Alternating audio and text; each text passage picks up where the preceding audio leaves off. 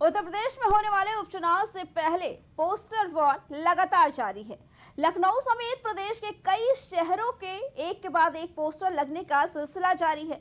इसी क्रम में अब कांग्रेस के गढ़ अमेठी में भी एक नया पोस्टर लगाया गया है। बताया जा रहा है कि समाजवादी पार्टी की महिला जिला अध्यक्ष गुंजन सिंह द्वारा ये पोस्टर लगाया गया है। इस पोस्टर में बीजेपी पर निशाना साधा गया है। समाजवादी पार्टी की महिला जिला अध्यक्ष द्वारा अमेठी कस्बे में अलग अलग जगहों पर पोस्टर लगवाए गए हैं, जिसमें लिखा है कि अखिलेश जी का फियर है, भाजपा का अंत नियर है। 27 के सत्ताधीश अखिलेश यादव। दरअसल यूपी में होने वाले उपचुनाव के पहले पोस्टर वॉर का सिलसिला लगातार जारी है। प्रदेश की राजधानी लखनऊ के साथ साथ प्रदेश के कई जिलों में बीजेपी के बटोगे तो कटोगे के जवाब में सपाइयों द्वारा पोस्टर लगाकर प्रदेश की योगी सरकार पर हमला किया जा रहा है। वहीं अब अमेठी में भी पोस्टर के जरिए बीजेपी पर अब हमला बोला गया है।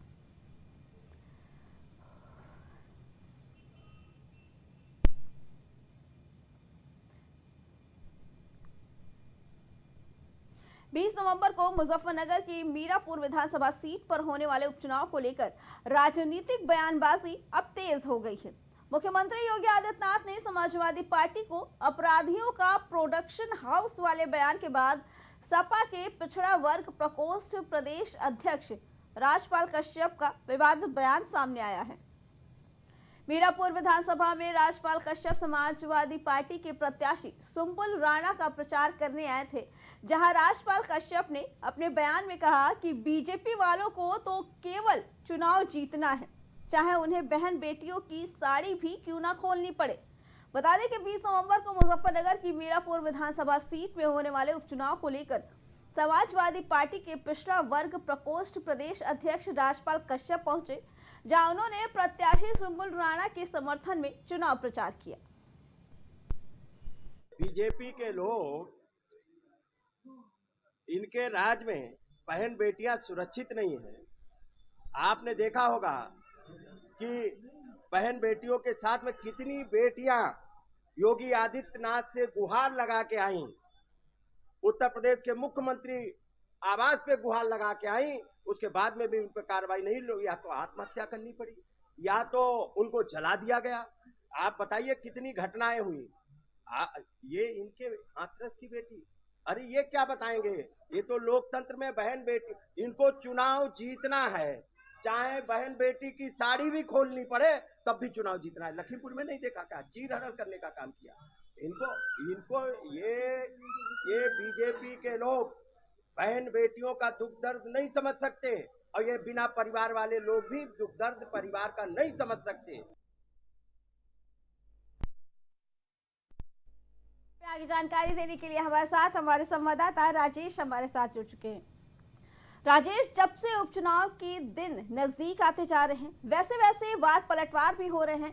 सपा नेता का कल ये बयान आया कि भाजपा वाले जीतने के लिए बहन बेटियों की साड़ी तक खोलने के लिए तैयार रहते हैं। क्या कहना है इसके बारे में? बिल्कुल अर्चना, जिस तरीके से उत्तर प्रदेश में 9 सीटों पर उपचुनाव होने जा रहा है, इस नंबर को उपचुनाव अगर बात करें मुजफ्फरनगर में समाजवादी पार्टी के बड़े नेता है राजपाल कश्यप, और मुजफ्फरनगर में जाके वहां पे समाजवादी पार्टी के प्रत्याशी के पक्ष में वहां पे रैली कर रहे थे। तो वहां पे उन्होंने साफ साफ कह दिया कि बीजेपी चुनाव जीतने के लिए कुछ भी कर सकती है। यहाँ तक कि उन्होंने कहा कि बीजेपी चुनाव जीतने के लिए बहन बेटियों की साड़ी भी खोल सकती है।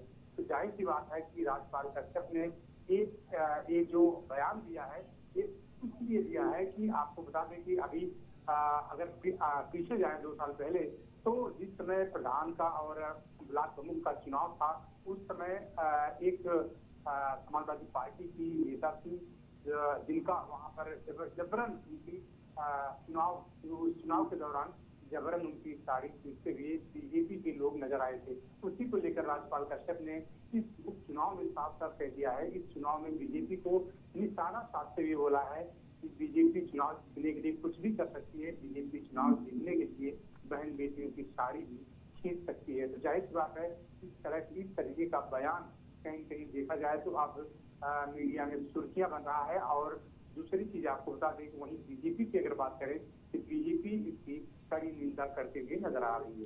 राजेश, लेकिन इस बार के उपचुनाव में जितने भी पार्टियां हैं वो जनता से वादे नहीं कर रही है कि हम विकास का काम करेंगे, सिर्फ बयानबाजी कर रही है, एक दूसरे के खिलाफ बयानबाजी हो रही है, नफरत फैलाई जा रही है। ऐसा क्यों?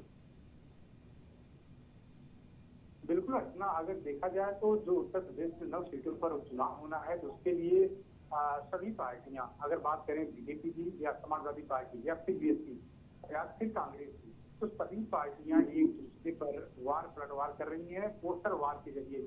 तो जाहिर सी बात है कि इन पार्टियों को जनता की जो मूलभूत जरूरतें हैं, जनता की जो मेन समस्याएं हैं, उन समस्याओं से इन पार्टियों को कोई लेना देना नहीं है, कोई मतलब नहीं है।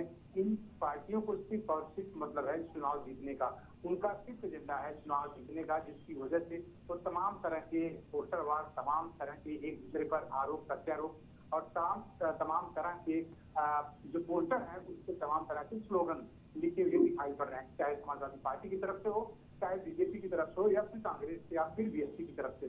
तो जाहिर सी बात है कि सभी पार्टियों की अगर बात करें तो आम जनता की आम जो मूलभूत जरूरतें हैं उन मुद्दों पर कोई भी पार्टी चुनाव नहीं लड़ रही है, बल्कि एक दूसरे पर वार करके एक दूसरे पर कटाक्ष करते हुए इस चुनाव में जाने की कोशिश कर रही है।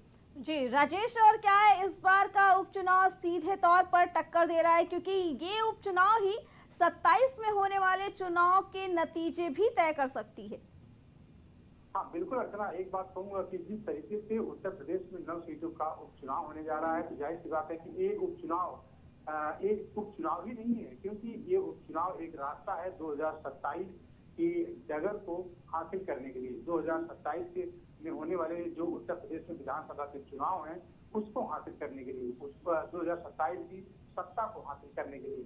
क्योंकि अभी आपको मैं पीछे ले जाऊं तो निषाद पार्टी के संजय निषाद जो कैबिनेट मंत्री हैं बीजेपी में, उन्होंने भी इस तरीके का पोस्टर लगाया था कि निषाद ही सहारा है। तो जाहिर सी बात है कि अब 2027 में कौन किसका सहारा बनेगा और कौन पार्टी 2027 में फतेह हासिल करेगी, ये तो आने वाला वक्त बताएगा।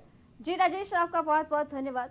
तो इस बार के उपचुनाव में वार पलटवार लगातार जारी है, एक तरफ बयानबाजी चल रही है तो एक तरफ एक दूसरे पे पर्सनल कमेंट भी किए जा रहे हैं।